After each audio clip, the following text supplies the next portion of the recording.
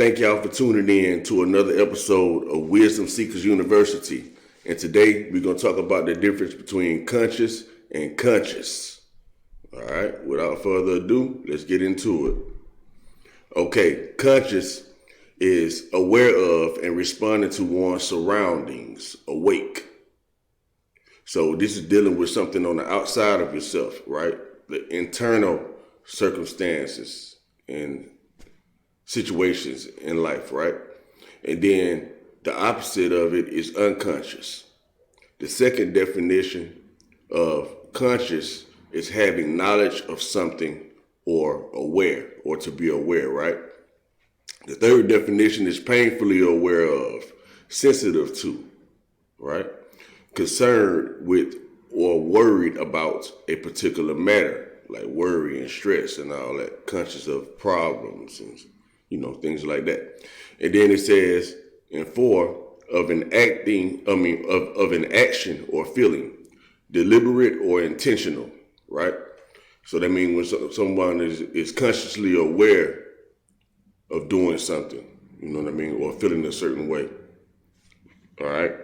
So 5 is of the mind or a thought, directly perceptible to and under the control of the person concerned. All right. So your consciousness is under your control. You know how some people say can't nobody make you feel or do anything that you don't want to do? That's what this definition is referencing to. All right. And this is the one that most people use when they say the conscious community and stuff like that. They normally speak. They normally use this word conscious. I'm not too sure if people are aware that there are 2 different types of conscious. You know what I mean? This conscious is dealing with the outside, the external things. All right. So let's get to the other conscious. This conscious is an inner feeling or voice, viewed as acting as a guide to the rightness or wrongness of one's behavior. All right. So this is the actual thought itself. This is the actual inner voice, that inner voice that we hear, the little voice that we hear, that small, still voice. Check out the synonyms. It says sense of right and wrong. To me, that's like the tree of the knowledge of good and evil. You know what I mean? Then it says a sense of right, moral sense, still small voice. All right, that's that still small voice that I was talking about earlier. The inner voice, same thing, voice within, morals, standards, values, principles, ethics, creed, beliefs, compunction, scruples, and qualms. All right, so the origin of this word is Middle English, also in the sense of inner thoughts or knowledge. Inner thoughts or knowledge. Via Old French from Latin, conscientia, from conscient, meaning being privy to. All right, from the verb consere, from con, with, plus siri, know. All right, know with, know within, All right, so now I just want to curve off a little bit and go to spirit attendant, because that's basically what the conscious is. The conscience is a spirit attendant. And the spirit attendant in plural form means genie, right? An attendant spirit of a person or place. All right, and it's also plural, meaning a person who influenced another for good or bad. All right, so the serpent would be a conscious, and the woman will also be a conscious. So in the sense of this consciousness, the spirit attendant, this is the one that influenced the person to do good or bad. And according to the story, they were technically influenced to do bad, right? And the first one is an attendant spirit of a person or place. Okay, so if we really put it together, how it's supposed to be put together, and you read the scriptures as it's supposed to be read, you will understand that these 2 aspects of consciousness is within a person. You know what I mean? It's the things that you think about inside that you want to happen outside, and then you have the things that's happening outside. You know what I mean? That you bring to the inside. So the outside is the external, the conscious with the CIO. You know what I mean? And then you have the conscience, which dealing with how you interpret things inside. Okay? So now, let's go to genie right quick. Genie is the form, is a plural form, genie, plural form of genie or genius. All right? And if you go down to the plural noun, genie, it says a spirit of Arabian folklore as traditionally depicted imprisoned within a bottle or lamp and capable of granting wishes when summoned. All right. So first of all, we see that this is a folklore when we use the word genie, the genie in the bottle.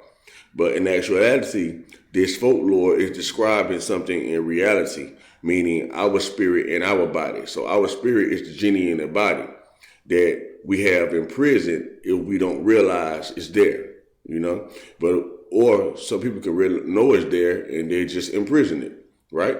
So they're just like Cain cutting off the words of God, you know what I mean, when he killed Abel. Or it's like when God was calling Adam and Eve in the garden and they didn't respond to him, you know what I mean, until he kept asking them, right? So it's like the same thing. That's the picture they're trying to paint with this, you know?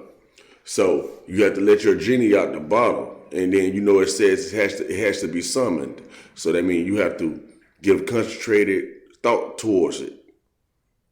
You know, you have to concentrate on your imagination, on the thought within, on your psyche.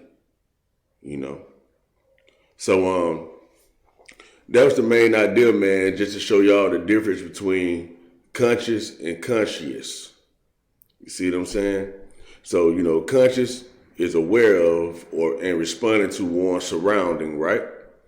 And then conscience is an inner feeling or voice viewed as acting as a guide to rightness or wrongness of one's behavior.